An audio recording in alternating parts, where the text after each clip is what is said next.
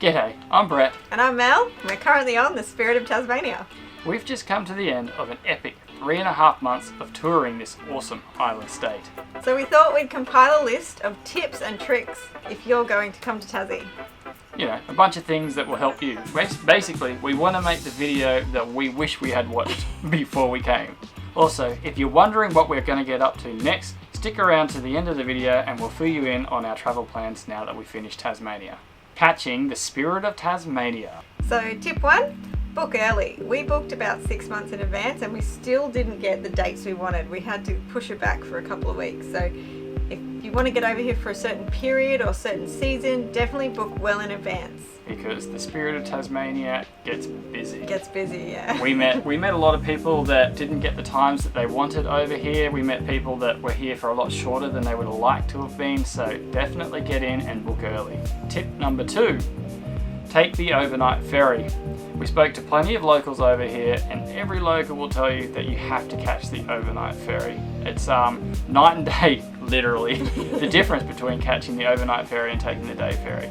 And that is also another really good reason to book early because the nighttime ferries will fill up a lot faster than the daytime ferries. Tip number 3, don't be late. The boat will not wait. That's right. Thanks, dear. So there's plenty of parking at the terminal, so you can come here early, just chill out in your van until you're waiting for boarding. They board about 2 hours before the boat leaves, so you're sitting in the car, in your car a lot. So today, even when we left with plenty of time, but we still had to take like a 40-minute detour because the highway was closed. So we're so glad we did that and we weren't rushed, but we still sat in the car probably for an hour and a half before we actually got on the boat. But the highway being closed and having to take a detour didn't stress us out at all because we gave ourselves plenty of time. So, don't be late. Don't be late. Tip number 4, quarantine stuff. You cannot take over fruit and veg or honey, so make sure you've eaten all your fruit and veg before you get here and you don't have to throw it out like we did. Although, on the way back, it doesn't seem to matter. You also can't take over fuel, so if you've got any jerry cans or things like that, you will need to empty those. And lastly, make sure your car and van is clean.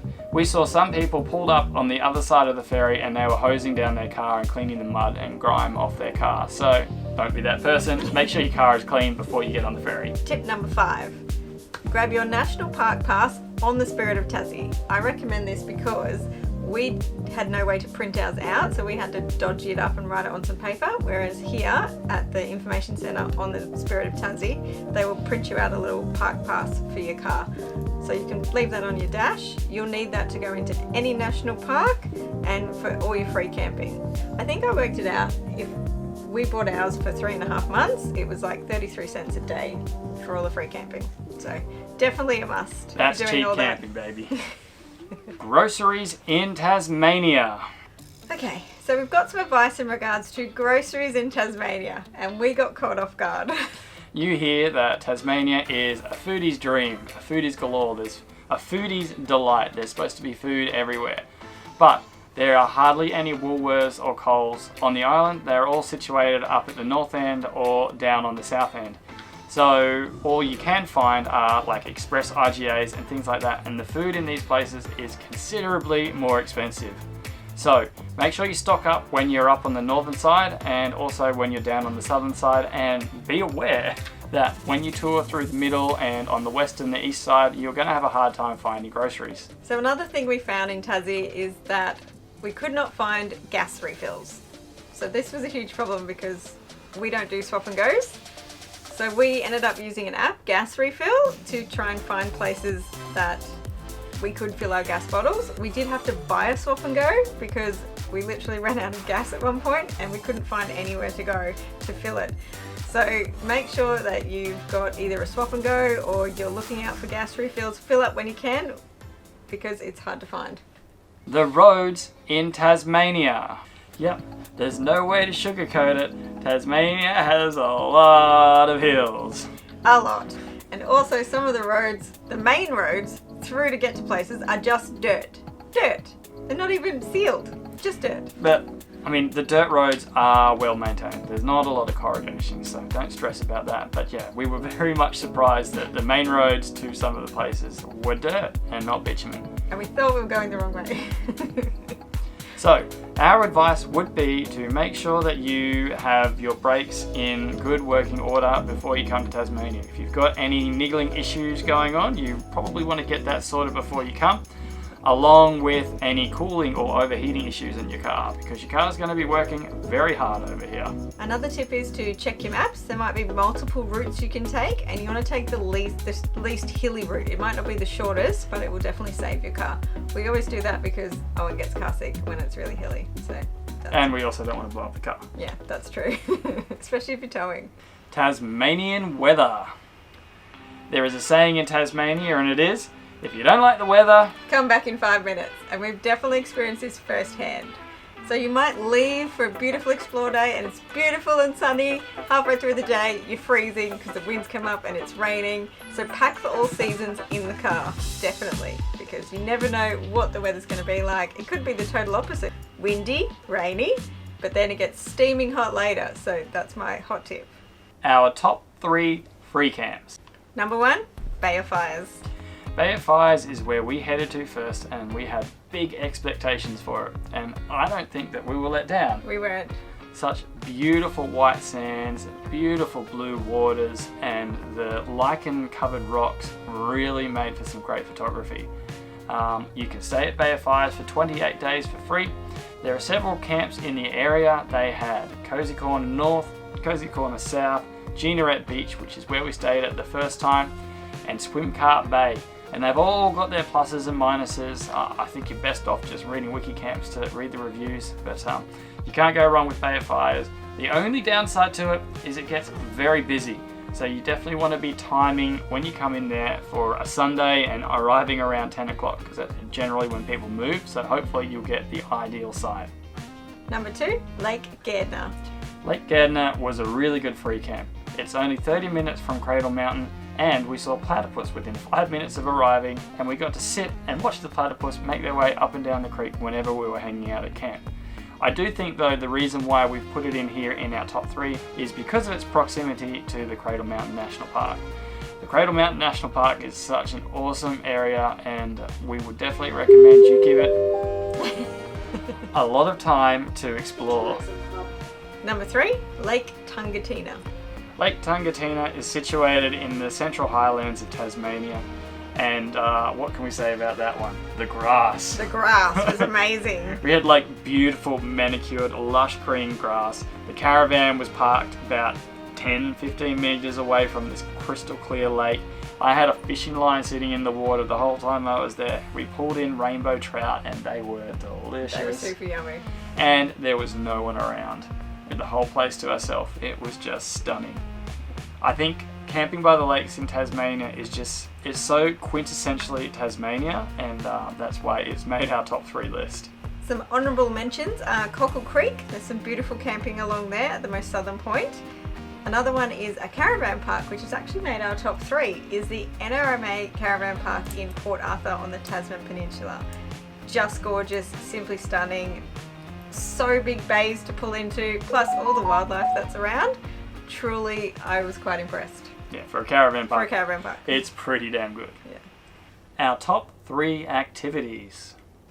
So number 1 would definitely be Port Arthur. I think everyone in Australia should visit Port Arthur. It's on the Tasman Peninsula, and it is truly a humbling experience, learning about what the convicts had to endure, learning about transportation, just seeing the buildings and how they were all made, and learning about everything was truly fantastic. The other thing too is when you buy your pass, you get 2 days, and we definitely took advantage of 2 days of visiting that. So definitely worth a visit. Number 2, the Trawana Wildlife Sanctuary. This was the first time that we'd ever seen quolls, and that was a truly humbling experience. I've always wanted to see quolls. In the end, we did end up seeing them in the wild, but this was cool because it was our first ever experience. The other great thing about Trawana Wildlife Sanctuary is that's where you're going to see Tassie devils. When we went there, we got to watch a group of Tassie devils devour a wallaby carcass. It took them about 15 minutes, and it was pretty much just me and one other family sitting there watching that happen, so that was really great. They also do a talk where they talk about wombats and give you a bunch of information about the devils and the wombats and what the sanctuary is doing. So all in all, it was a great experience, and it made our top 3 list. Number 3, biking around Maria Island. This would have to be one of the best and most painful things I've done. My butt was so sore after a whole day of biking, but it was truly beautiful to hike around and see the Cape Barren geese. You can just stop and see wombats. The views are spectacular. In hindsight, I wish we had stayed there for the night and camped, but maybe next time around. In the end, we didn't end up doing any overnight hikes in Tasmania. Our kids are not quite ready yet. They're almost there, but they probably need to be a little bit older. But the main reason why we didn't end up doing any overnight hikes in Tasmania is you need to be incredibly organised if you're going to do them. We probably would have had a crack at the Three Capes hike because you can stay in cabins there and they have all the cooking equipment and things like that. So that one might have been a bit more achievable for us. But you really need to be thinking about booking those sorts of hikes like 12 months in advance. That goes for the overland hike as well. So we got caught off guard. We only started thinking and organising ourselves for Tasmania about 4 months out. So there was no chance of us getting on the Three Capes hike. But in saying that, we did do a lot of hiking. So we're going to tell you guys what our top 3 long hikes were. Number 1, Mount Roland. This is a huge bucket list achievement for us. We got to do the hike all together. The first time all 4 of us have done like an all day 8-hour hike together. So that was truly amazing. When you get to the top, there is beautifully stunning 360 degree views of the Tasmanian landscape, and it is beautiful. But before you get up there, there's all these beautiful wildflowers as far as the eye can see. It was just stunning. Such a gorgeous walk. Number 2, Cradle Mountain Summit. Only Kaylee and I were able to do this one. It was probably a little bit too challenging for Owen and probably for you, Mel, as well. Mel's a little bit scared of heights. The last 3 kilometres of the Cradle Mountain Summit is a rock scramble, and it is reasonably challenging. I had to help Kaylee up some of the points, but my God, is it worth it. It is the most stunning walk I have ever done in my life. You start off, or you can, there are a couple of ways to do it, but we started off on the overland track, so we got to have a little bit of a taste of what you would be doing on the overland track. You then turn off and you make your way up to the summit. Honestly, just talking about it is giving me goosebumps. Bucket list achievement. So glad that we did it. Really, really enjoyed the Cradle Mountain Summit hike. I don't think there's going to be a better hike in Tasmania, or probably in Australia. It's very special because you and Kaylee did it together, so Yeah, it's kind of cute. We'll never forget it. Number 3, Cape Rail. It's located on the Tasman Peninsula and the walk is stunning. You start off in like dry bushland and then you come along to the coastline, the Tasmanian coastline, and you just follow that along and it's beautiful and rugged, and you get to look out at the Dolomite cliff edges. Are you saving some money, honey? Dollarite cliff edges. And you might want to bring your binoculars because you definitely could see some seals. Top 3, short walks. You can pick up a book of 60 short walks for $5 at the information centre on the Spirit of Tassie. So it's definitely worth having. It's something that we used quite a bit. Alright, our number 1 short walk wasn't actually on the 60 Great Short Walks list. It was the walk between the Waldheim Forest and Ronnie Creek. So we were walking our way to the Waldheim Forest, leaving from Ronnie Creek in the Cradle Mountain National Park, and along that boardwalk there were wombats. We saw about 12 or 15 in one afternoon. Now wombats are a lazy creature, so they don't come out till later in the day, so be mindful of that. But as you're doing this walk, it's just like a grassy meadow with babbling brooks and wombats wandering around. It is so stunning. I was just like... It is just spectacular. And it's also the start of the overland track. Number 2 is Levin Canyon. So Levin Canyon is a beautiful short walk. You walk down a ridiculous amount of stairs to get to the lookout, but it is spectacular looking out over the canyon. The other great thing is there is a free camp there, so you can just camp there, and we got to see echidnas when we got there, so that was really cool. Number 3 would be Russell Falls. Now this is an extremely short walk. It's only probably about 300 meters, but it takes you to the most spectacular waterfalls I've ever seen in my life. And along the way, it is like walking through an old Gondwana land with giant ferns, trees like the size of houses. It is absolutely gorgeous. So yeah, if you're a little bit mobility impaired, you want to put this one on your list because it was just amazing. Tasmanian wildlife. So another great thing about Tasmania is you see wildlife everywhere. I don't think any other state offers so much wildlife as Tasmania. Now obviously we're big wildlife buffs, so we really enjoyed that. And we thought it might be good to let you guys know what we think are the best places to see some of the wildlife. So let's kick it off with wombats. Ronnie Creek Car Park and the start of the Overland Track. You will definitely see wombats there if you arrive in the afternoon. And Mariah Island. Again, Wombats there. in the afternoon. In the afternoon. Those would be our top places to see wombats. And the other thing was echidnas. We saw so many echidnas, we didn't even bother filming them at the end. But there is no specific place to see echidnas. You'll see them on all of the short walks, all of the long walks. Just keep your eyes open, you will find echidnas. Yeah, they're very quiet, so you've just got to keep looking around. Platypus, Lake Gardner. Yeah. If you want to see platypus, head to Lake Gardner. You are pretty unlikely to not see a platypus if you keep your eyes peeled. What other animals can we talk about? White wallaby. Well, The only place to see that is Bruny Island. And we did see a quoll there, so that was really special. quolls. If you stay at Quoll Hideaway, which is a hip camp, we have a vlog on that if you're interested. Yeah, you could see quolls in the wild at the Quoll Hideaway hip camp. Yeah. And would that be it? Paddy melons everywhere. Paddy melons are everywhere. Potteroos. Potteroos are everywhere. Birds. We didn't see a Tassie devil in the wild. I think you have to get pretty lucky to see one of them, and you'll probably only see it fleetingly anyway. And Freycinet National Park, possums.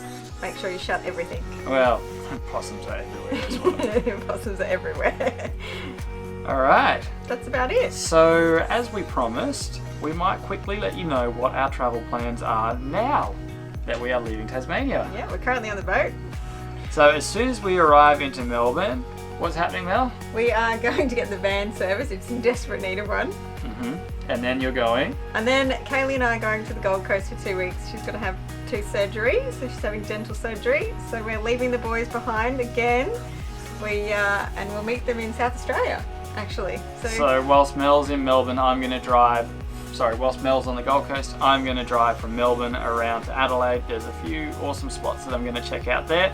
And then when we reconvene, we will be hitting the York Peninsula. Yeah, looking forward to some sun, beaches, not rainy weather.